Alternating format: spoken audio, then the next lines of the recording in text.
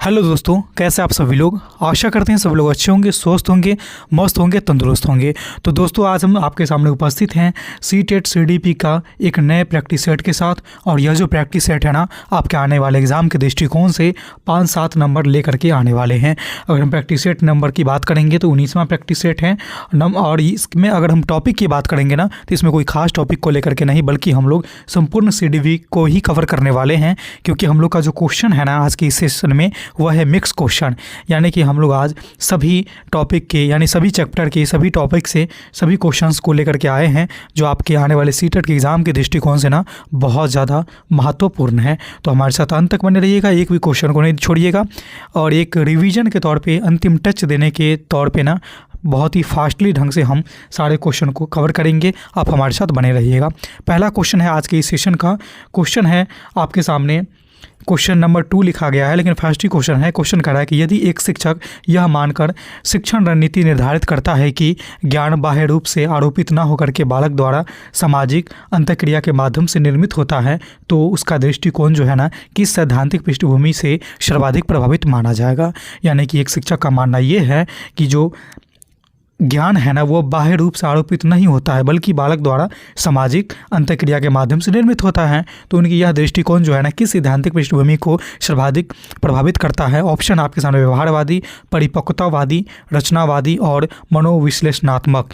तो आपको जब भी इस तरह की क्वेश्चन आए और जिसमें लिखे कि बालक की जो वृद्धि, विकास या फिर उसकी ज्ञान अर्जन की जो क्षमता, कौशल है ना, वह सामाजिक अंतःक्रिया के माध्यम से निर्मित होता है, तो यह जो दृष्टिकोण होती है ना, वह रचनावादी दृष्टिकोण होती है। ऑप्शन नंबर आपके सामने जो है वो इसका सही आंसर वो सी हो जाएंगे। चलते हैं अगले क्वेश्चन की तरफ। क्वेश्चन नंबर दो की तरफ। दूसरा क्वेश्चन ही यही है, मतलब इसमें 1 नंबर क्वेश्चन ना मिस आउट हो गए हैं। ठीक है, चलिए तीसरे क्वेश्चन की तरफ बढ़ते हैं। क्वेश्चन नंबर तीसरा कह रहा है कि अभिकथन ए, या मतलब अभिकथन कह रहा है कि बालक का विकास पूर्व निर्धारित क्रम का अनुसरण करता है, किंतु उसकी गति सर्वत्र समान नहीं होती। ये बात तो बिल्कुल सत्य है कि बालक का जो विकास है ना, वो एक क्रम को फॉलो करती है, लेकिन उसकी गति जो है वो एक जैसा सभी जगह पे नहीं रहती है। कहने का मतलब कि उतार चढ़ाव आती रहती है। ये बात बिल्कुल सत्य है, यानी कथन सत्य है। कारण में देखते हैं कि आनुवंशिकता विकास की दिशा निर्धारित करती है, जबकि वातावरण उसकी तीव्रता को प्रभावित करती है। तो कहीं ना कहीं ये भी सत्य है कि आनुवंशिकता जो है ना, वो विकास की दिशा को निर्धारित करती है कि बच्चे कितना लंबे होंगे, कितना कैसे होंगे, और वातावरण जो है ना उसकी तीव्रता यानी उसकी गति को प्रभावित करते हैं। तो ऑप्शन नंबर ए और आर दोनों सत्य है, और आर जो है ना एक ही सही व्याख्या भी करता है। इसीलिए क्वेश्चन नंबर 3 का सही आंसर जो है ऑप्शन नंबर ए हो जाएंगे। चौथा क्वेश्चन है आपके सामने। क्वेश्चन है कि वह अवस्था जिसमें बालक दूसरे के दृष्टिकोण को ग्रहण करने में असमर्थ होते हुए भी अपने अनुभव को सार्वभौमिक मान लेता है, पियाजे के अनुसार संज्ञानात्मक पक्ष का किस पक्ष का द्योतक है। यानी कि यह जो क्वेश्चन है ना, जीन पियाजे के संज्ञानात्मक विकास वाले चैप्टर से क्वेश्चन लिया गया है। और इसका जो पियाजे के अनुसार जो किस संज्ञानात्मक पक्ष का द्योतक है, कौन से ऑप्शन होंगे सही। संरक्षण, आत्मकेंद्रितता, परिवर्तनीयता और सामान्यीकरण। क्वेश्चन में है कि वह अवस्था जिसमें बालक दूसरे के दृष्टिकोण को ग्रहण करने में असमर्थ हो रहते हुए भी अपने अनुभव को सार्वभौमिक मान लेता है। तो यह जो ऑप्शन है ना आपके सामने, आत्मकेंद्रियता, यही इसका सही आंसर होने वाला है कि आत्मकेंद्रियता इसका सही आंसर जाएगा, ऑप्शन नंबर बी जाएगा। ठीक है, 5वां क्वेश्चन है कि कक्षा में बार बार असफलता का अनुभव कर चुका बालक यदि प्रयास करना ही छोड़ दे, तो यह व्यवहार किस मनोवैज्ञानिक संकल्पना के अंतर्गत सर्वाधिक उपयुक्त रूप से समझा जाएगा।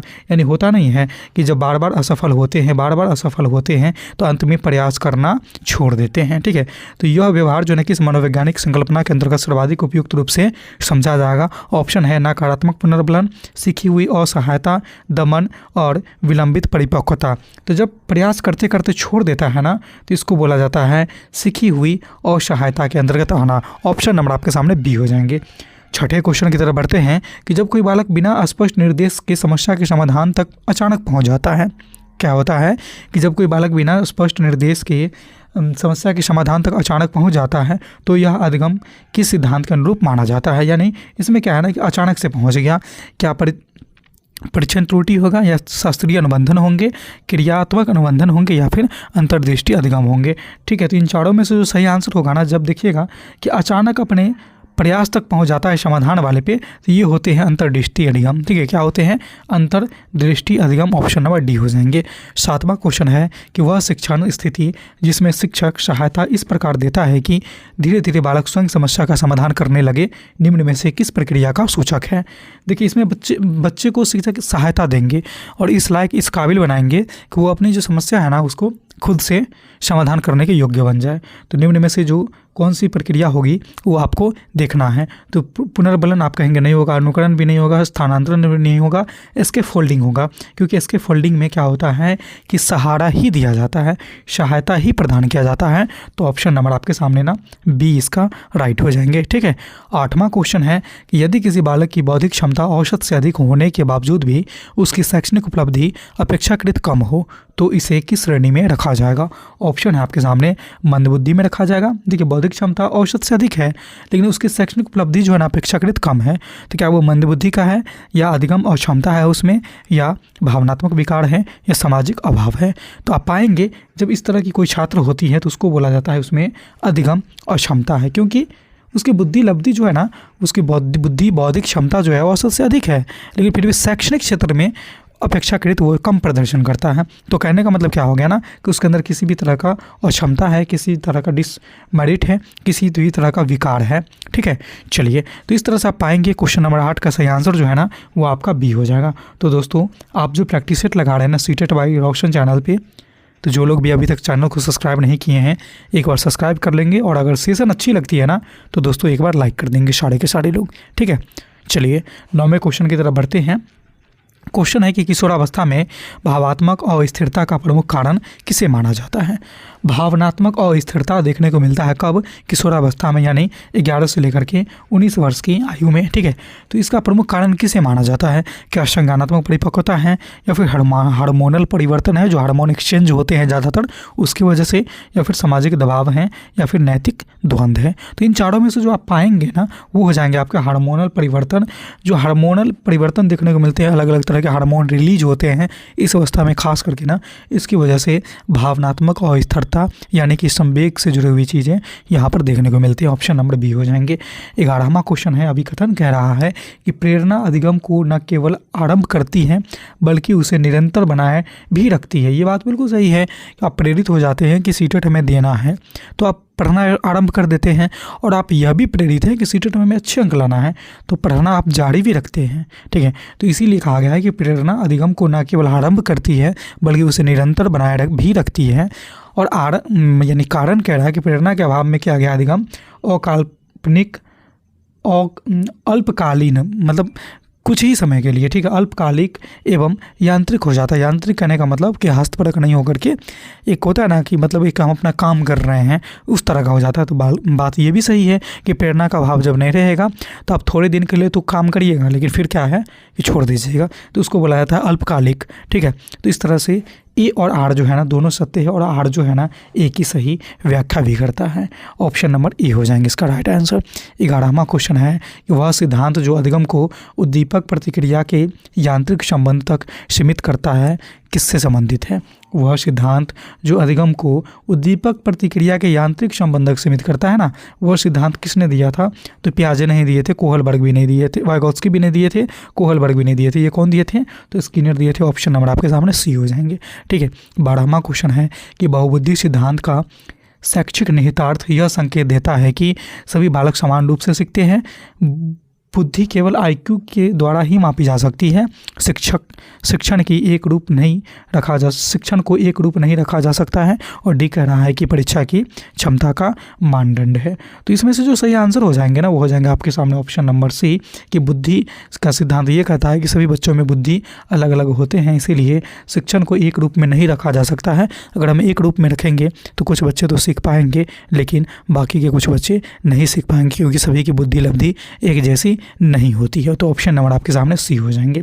13वां क्वेश्चन है कि नैतिक विकास के उस स्तर की पहचान कीजिए जहाँ व्यवहार का निर्माण दंड या पुरस्कार से होता है। देखिए इसमें क्या होता है ना कि जब बच्चे इसीलिए काम करते हैं, इसीलिए व्यवहार करते हैं कि या तो उसको लोभ होता है कि उसे पुरस्कार मिलेगा, या इस बात का भय होता है कि अगर ऐसा ना करेंगे ना तो हमें दंडित किया जाएगा। ठीक है, तो इस लोभ या फिर दंड के कारण करते हैं ना। तो वो कौन से स्टेज में है? क्या परंपरागत स्टेज में है, उत्तर परंपरागत स्टेज में है, या पूर्व परंपरागत स्टेज में है, या फिर सामाजिक अनुबंधन में है? तो आप पाएंगे कि वह जो है ना पूर्व परंपरागत स्टेज में है। वहाँ पर लोभ और दंड से बचने के लिए बच्चे चीज़ों को करते हैं जबकि उनकी इच्छा नहीं भी होती है तो भी वो इसलिए करते हैं। ठीक है, ऑप्शन नंबर आपके सामने जो है ना सी इसका सही हो जाएंगे। 14वां क्वेश्चन है कि जिस मूल्यांकन का उद्देश्य शिक्षण अधिगम प्रक्रिया में तत्कालीन सुधार करना हो वह कहलाता है। यानी जिस मूल्यांकन का जो उद्देश्य है ना शिक्षण अधिगम प्रक्रिया में तत्कालिक सुधार करना हो वह मूल्यांकन क्या कहलाता है? क्या वो निर्माणात्मक है, निदानात्मक है, संकलनात्मक है, मानक संदर्भित है? देखिए सुधार करने का मतलब क्या होता है कि उसको क्या है कि उसको आप उसमें आप सही करना चाहते हैं। तो इस प्रकार की जो तत्कालिक है, तत्कालिक सुधार का मतलब क्या है ना कि तुरंत में उसको आप ठीक करना चाहते हैं। तो यह जो है ना आपके निर्माणात्मक कहलाएगा। यह जो है ना अधिगम प्रक्रिया निर्माणात्मक कहलाएगा। ऑप्शन नंबर आपके सामने ए सही हो जाएंगे। 14वां क्वेश्चन इस तरह से कंप्लीट है। 15वां की ओर बढ़ते हैं कि बालक केंद्रित कक्षा की पहचान निम्न में से किस विशेषता से सर्वाधिक होता है? बालक केंद्रित यानी बाल केंद्रित की बात हो रही है। तो बाल केंद्रित की बात होगी तो बालक हमेशा केंद्र में रहेंगे, इसके इर्द गिर्द क्रियाकलाप करी जाएगी हमेशा। यानी बालक की क्षमता, योग्यता, रुचि इस सब को देखते हुए कोई भी कार्यक्रम किया जाएगा। तो शिक्षक का वर्चस्व आप कहेंगे नहीं, पाठ्य पुस्तक की केंद्रीयता आप कहेंगे नहीं, कठोर अनुशासन यह भी नहीं होगा, बालक की सक्रिय सहभागिता हो जाएगा। ऑप्शन नंबर ना आपके सामने डी हो जाएंगे। ठीक है, 16वां क्वेश्चन है कि ADHD यानी अधिगम डिसेबिलिटी वाले बच्चे, अधिगम से ग्रस्त बच्चे, अधिगम विकार से संबंधित बच्चे के संदर्भ में निम्न में से कौन सा कथन सर्वाधिक उपयुक्त है? वह कम बुद्धि का होता है, वह जानबूझकर अवधान नहीं देता है, ये गलत है, उसे ध्यान बनाए रखने में कठिनाई होती है, वह सीखने में अक्षम होता है। मतलब थोड़ा सा क्या है ना कि उसके अंदर डिसेबिलिटी है। तो बात तो सही है कि वह जो है ना सीखने में अक्षम होता है, कम बुद्धि का होता है, वह जानबूझकर अवधान ये नहीं होगा, उसे ध्यान बनाए रखने में कठिनाई होती है। कोई भी बच्चा सीखने में अक्षम नहीं होता है। क्या वो आँख से अंधा है तो क्या उसके लिए ब्रेल लिपि नहीं है? क्या है? तो ऐसा कहना बिल्कुल गलत हो जाएगा कि सीखने में अक्षम है। कम बुद्धि का भी नहीं होता है, कम बुद्धि का नहीं होता है तो फिर भी उसको सिखाया जाता है। ठीक है, जानबूझकर अवधान तो नहीं बनेगा, तो उसे ध्यान बनाए रखने में ना थोड़ी सी क्या होती है कि परेशानी होती है, कठिनाई होती है, क्योंकि वो शारीरिक रूप से अपंग है या फिर उसके अधिगम विकार है उसके अंदर। ठीक है, तो इस तरह से पाएंगे ऑप्शन नंबर ना आपके सामने सी सही हो जाएंगे। 17वां क्वेश्चन है कि वह अवस्था जिसमें बालक पढ़ तो लेता है किंतु लिखते समय गंभीर कठिनाई का अनुभव करता है, वह कौन सा होगा? देखिए इसका तो आंसर आपके सामने एक ही बार में निकल कर आ जाएगा, डिस्ग्राफिया। लेकिन डिस्ग्राफिया कैसे है तो आपको मैंने एक ट्रिक बताया था, लो पापा गल कर गए फिर भी पग थमते नहीं मोर भाई। ठीक है, तो आगे तक तो जाना है नहीं। लॉ से लेक्सिया पढ़ने संबंधी, गौ से ग्राफिया, गौ से क्या है ग्राफिया, इसमें आगे डिस लगा दीजिए तो डिस लगा ग्राफिया, लॉ से लिखना यानी गौ से ग्राफिया, लॉ से लिखना यानी डिस्ग्राफिया जो है किससे संबंधित हो जाएगा? लिखने से संबंधित हो जाएगा। तो जो लोग इस विकार वाले ट्रिक को नहीं सीखे हैं ना एग्ज़ाम देने जाने से पहले, वो 2 मिनट उस ट्रिक को ध्यान से देख लीजिएगा। आपके एग्ज़ाम में ना जितने सारे विकार आएंगे ना एक ही लाइन में, लो पापा गल कर गए फिर भी पग थमते नहीं मोर भाई, इतना याद रखिएगा लाइन, तो आपके एक भी क्वेश्चन वहाँ से गलती नहीं होने वाले हैं। ठीक है, चलिए तो इस तरह से आप आएंगे, इसका सही आंसर जो है ना बी हो जाएगा। 18वां क्वेश्चन है कि संज्ञानात्मक विकास के किस चरण में तर्क अमूर्त स्तर पर कार्य करने लगता है? ये जीन पियाजे के अनुसार है। ठीक है, जीन पियाजे वाले चैप्टर से है ये कि संज्ञानात्मक विकास में किस चरण में तर्क अमूर्त स्तर पे, तो अमूर्त स्तर पे कब प्रारंभ करता है? तो जब बच्चे की एज जो है ना 11+ हो जाते हैं। कितने प्लस हो जाते हैं? 11+। तो 11+ हो जाएंगे तब, यानी कि संवेदी प्रेरक तो होगा नहीं, 0 से 2 है, पूर्व संक्रियात्मक ये भी नहीं होगा, मूर्त भी नहीं होगा क्योंकि इसकी एज जो है ना 7 से 11 होती है। तो ये है औपचारिक संक्रियात्मक, इसकी उम्र जो है ना 11+ होती है। ठीक है, इसमें तर्क करना शुरू कर देता है। ऑप्शन नंबर डी हो जाएंगे। 19वां क्वेश्चन है कि वह अधिगम जिसमें एक परिस्थिति में सीखे गया ज्ञान दूसरी परिस्थिति को प्रभावित करता है क्या कहलाता है? एक परिस्थिति में सीखा गया ज्ञान जो है ना दूसरे परिस्थिति को प्रभावित करता है, क्या कहलाता है? क्या वो अभ्यास है या पुनर्बलन है या स्थानांतरण है या विस्मरण है? तो एक दूसरे को प्रभावित करता है ना, वह है आपका स्थानांतरण। कौन सा है? ऑप्शन नंबर आपके सामने सी हो जाएंगे, स्थानांतरण हो जाएंगे। ठीक है, 20वां क्वेश्चन है कि समावेशी शिक्षा का मूल दर्शन किस सिद्धांत पर आधारित है? समावेशी शिक्षा का मूल दर्शन जो है ना किस सिद्धांत पर आधारित है? क्या समानता, प्रतिस्पर्धा या विविधता का सम्मान या वर्गीकरण? तो आप पाएंगे कि समावेशी शिक्षा में जो है ना विविधता का सम्मान किया जाता है। क्या किया जाता है? विविधता का सम्मान किया जाता है। ऑप्शन नंबर ना आपके सामने इसका सी सही हो जाएंगे। कौन से सही हो जाएंगे? सी सही हो जाएंगे। ठीक है, 21वां क्वेश्चन है कि यदि शिक्षक केवल तेज सीखने वाले बच्चों को प्राथमिकता देता है तो वह किस सिद्धांत की अवहेलना करता है? यानी कि कोई टीचर है जो बच्चों को ना केवल तेज सीखने वाले बालक को ही प्राथमिकता देते हैं, बाकी बच्चों को नहीं प्राथमिकता देते हैं, तो वो किस सिद्धांत को अवहेलना कर रहा है? क्या परिपक्वता को या व्यक्तिगत भिन्नता का या पुनर्बलन या अनुकरण? तो आप पाएंगे कि वह जो शिक्षक है ना वह व्यक्तिगत विभिन्नता वाले सिद्धांत को अवहेलना कर रहे हैं, क्योंकि व्यक्तिगत विभिन्नता वाले सिद्धांत में यह बताती है कि प्रत्येक बच्चे एक शिक्षण विधि से, एक तरीके से, एक गति के से नहीं सीख सकते हैं। उसके लिए अलग अलग सिद्धांत बनाना चाहिए, अलग अलग तरीका अपनाना चाहिए।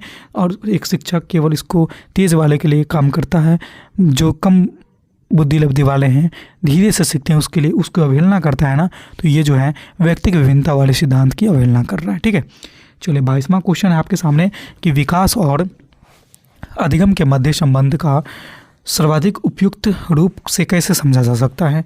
क्या ये दोनों जो हैं स्वतंत्र प्रक्रियाएं हैं? स्वतंत्र का मतलब अलग अलग होता है, स्वतंत्र का मतलब क्या होता है? अलग अलग।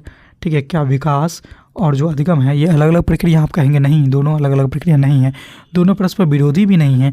विकास अधिगम की पूर्व शर्त है और अधिगम विकास को प्रभावित करता है। बिल्कुल सत्य है, बिल्कुल सत्य है कि अधिगम जो है ना वह विकास को प्रभावित करता है। ऑप्शन नंबर आपके सामने डी सही हो जाएंगे। 23वां क्वेश्चन है कि बुद्धि परीक्षण की IQ अवधारणा मूलतः किस पर आधारित होती है? बुद्धि परीक्षण की IQ अवधारणा, ठीक है, IQ लेवल, ये जो है ना किस पर आधारित होती है? क्या भावनात्मक परिपक्वता पे या फिर मानसिक आयु एवं वास्तविक आयु पे या सामाजिक दक्षता या सृजनात्मकता पे? तो आप कहेंगे कि ये जो है ना सही आंसर इसका बी हो जाएगा, क्योंकि बुद्धि परीक्षण यानी IQ का जो सिद्धांत है ना उसमें यही होता है कि मानसिक आयु बट्टा क्या हो जाता है? बट्टा में जो है ना वास्तविक आयु गुने में क्या करते हैं? 100 करते हैं, और इसके बाद जो आती है ना वही इसका बुद्धि लब्धि निकल गया था किसी भी बालक के लिए। ठीक है, तो इस तरह से आप पाएंगे कि ऑप्शन नंबर बी जो है ना मानसिक आयु एवं वास्तविक आयु ये इसका सही आंसर होने वाले हैं। 24वां क्वेश्चन है कि लोकतांत्रिक कक्षा वातावरण बालकों में किस गुण को सर्वाधिक विकसित करता है? यानी लोकतांत्रिक कक्षा का जो वातावरण है ना बालक में किस गुण को सर्वाधिक विकसित करेगा? क्या ऑप्शन आपके सामने भय हो जाएगा या आत्मनिर्भरता या निष्क्रियता या अनुशासनहीनता? तो देखिए लोकतांत्रिक जब भी परिवेश बनाइएगा ना तो बच्चे में आत्मनिर्भरता आती है। ठीक है, क्योंकि वो समझने लगते हैं कि हमारी वहाँ पे वैल्यू दी जा रही है, हमको महत्व दी जा रही है, तो बच्चे में क्या होता है कि मनोबल बढ़ता है और लगता है कि नहीं हम भी कुछ हैं, तो आत्मनिर्भरता यहाँ पे क्या होती है? बढ़ती है। ऑप्शन नंबर आपके सामने ना बी हो जाएंगे। ठीक है, चलते हैं अगले क्वेश्चन की तरफ। क्वेश्चन नंबर है आपका 25वां। क्वेश्चन कह रहा है अभिकथन में कि अधिगम अनुभवजन्य प्रक्रिया है। अधिगम क्या है? कि अनुभवजन्य प्रक्रिया होती है। ठीक है, और इसका कारण में क्या कह रहा है? कारण में कह रहा है कि अधिगम के परिणाम स्वरूप व्यवहार में अपेक्षाकृत अस्थायी परिवर्तन होता है। अधिगम ये कह रहा है कि अभिकथन ये कह रहा है कि अधिगम जो है ना अनुभवजन्य प्रक्रिया है, यानी अनुभव से अधिगम में विकास होता है। ये बात तो बिल्कुल सत्य है। आर कह रहा है यानी कारण कि अधिगम के परिणाम स्वरूप व्यवहार में अपेक्षाकृत अस्थायी परिवर्तन होता है, यानी व्यवहार में परिवर्तन अधिगम का ही पहचान होता है। तो ये भी राइट है। तो ई और आर दोनों जो है ना सत्य है, और आर जो है ना एक ही सही व्याख्या भी कर रहा है। तो दोस्तों इसका सही आंसर जो हो जाना वो आपके सामने ए हो जाएंगे। और ये आज के सेशन का 25 महत्वपूर्ण मिक्स क्वेश्चन थे। आपके कितने सही आए हैं ना आप हमें कमेंट के माध्यम से जरूर बताइएगा। और जो लोग पहली बार हमारे इस चैनल सीटेट बाय रोशन को देख रहे हैं तो आप हमारे साथ सब्सक्राइब करके जरूर जुड़ जाइएगा और बेल वाला आइकन को इसलिए प्रेस कर लीजिएगा क्योंकि इस तरह के रोचक महत्वपूर्ण और उपयोगी वीडियो मैं जब भी अपलोड करूँ ना तो उसका नोटिफिकेशन आप तक सबसे पहले पहुँच जाए। तो दोस्तों आज के जो सेशन थे ना आप हमें ज़रूर बताएंगे कितनी अच्छी लगी, कैसी लगी, और जितने भी जो लोग देख रहे हैं पहली बार, वो लोग हमारे साथ बने रहेंगे, ग्रुप से जुड़ जाएंगे। नंबर आपके सामने स्क्रीन पे दिख रहा होगा। कॉल नहीं करिएगा कोई भी लोग, मैसेज कर दीजिएगा, आपको जो है ना लिंक मिल जाएंगे। और साथ ही साथ मैं आपसे बता देना चाहता हूँ, यह सेशन अच्छी लगी है ना तो सारे के सारे लोग एक बार जाते जाते लाइक भी कर दीजिएगा, इससे थोड़ा सा मोटिवेशन मुझे भी मिल सके। तो दोस्तों आज का जो सेशन था ना, इस सेशन में मैंने आपके साथ बहुत ही इंपॉर्टेंट मिक्स क्वेश्चन को किया है। अगले सेशन में भी आज से भी धमाकेदार क्वेश्चन को लेकर के मैं आने वाला हूं, तो हमारे साथ बने रहिएगा। मिलते हैं फिर अगले प्रैक्टिस सेट के साथ, तब तक के लिए देखते रहिए हमारे चैनल सीटेट बाय रोशन को। धन्यवाद।